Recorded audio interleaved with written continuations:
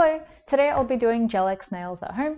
So Gel X is a type of nail extension that has recently become quite popular as an alternative to acrylics and other types of nail extensions for a number of reasons. And another reason why this is a popular way to do your nails is that you can do it yourself. Whilst there is a bit of a learning curve involved, it is a bit easier to do compared to if you were trying to do your own acrylics or polygels or whatever. And I got Gel X done at a salon once and I love them. They are kind of expensive in Australia and I thought maybe this is something I could do at home, and turns out you can. And now I'm a nail girly. So yeah, I'm just gonna get into the video and explain everything as I go along. The first step is to prep my nails. I'm applying a cuticle remover and pushing back my cuticles and then scraping all the gunk away. And next I'm going in with an E-file to take out any stubborn bits of leftover cuticle.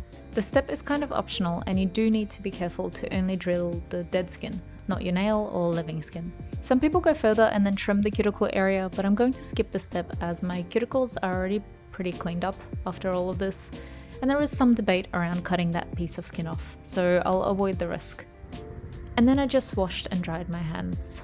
And then I'm applying a nail dehydrator to my nails. This essentially gets rid of all natural oils on the nail and it will help the extension stick better. I'm pretty sure you can just use rubbing alcohol as a substitute, but the one I got came in a set with a primer, which is the next step. I'd normally go in and very lightly buff my nails before the primer so that they're not shiny, but I feel like they're already a little bit rough from the last time I did my nails. So I'll skip this step and just go in with a primer, which essentially roughens up the surface of the nail chemically so that the nail glue can stick better.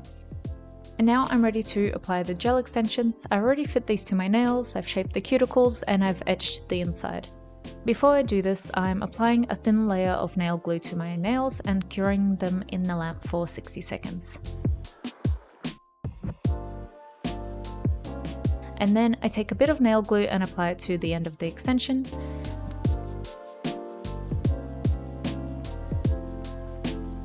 And then I press it on my nail at a 45-degree angle.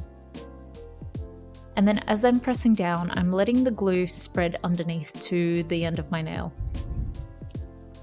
And first I'm flash curing each finger under a small lamp for 10 seconds, and then repeating this process for the rest of my hand.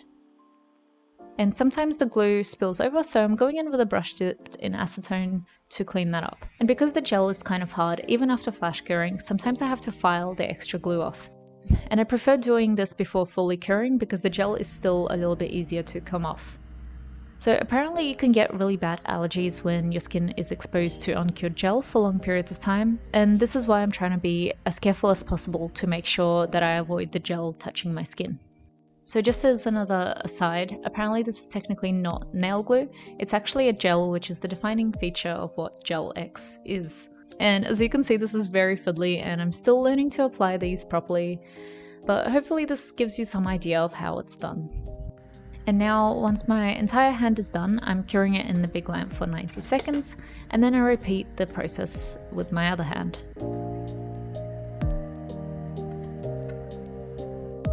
And now I'm taking a drill and filing a bit around the cuticle area to blend the extension in, so that it doesn't look like a press-on. And I'm only doing this on the extension and not on my nail. And after I roughed up the surface, it's finally time to paint my nails. I'm taking a base coat and applying it to my nails.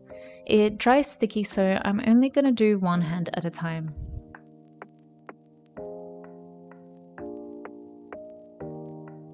And once that's cured, I can apply the colour.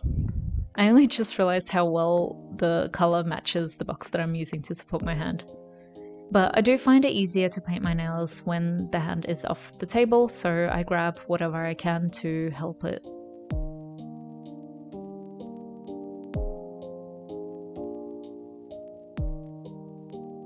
Also, another tip I found that helped me is to go around the edges with a smaller brush, so that way I'm avoiding accidentally painting my skin.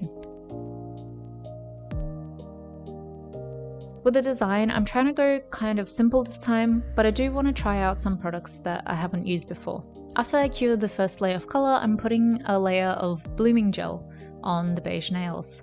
And this gel makes the polish expand, almost like a watercolor effect, so that you can create different kinds of patterns. To create a marble design, I drop some color on top of the uncured blooming gel and swirl it around with a brush. This was really fun to do, and I think it looks really cool.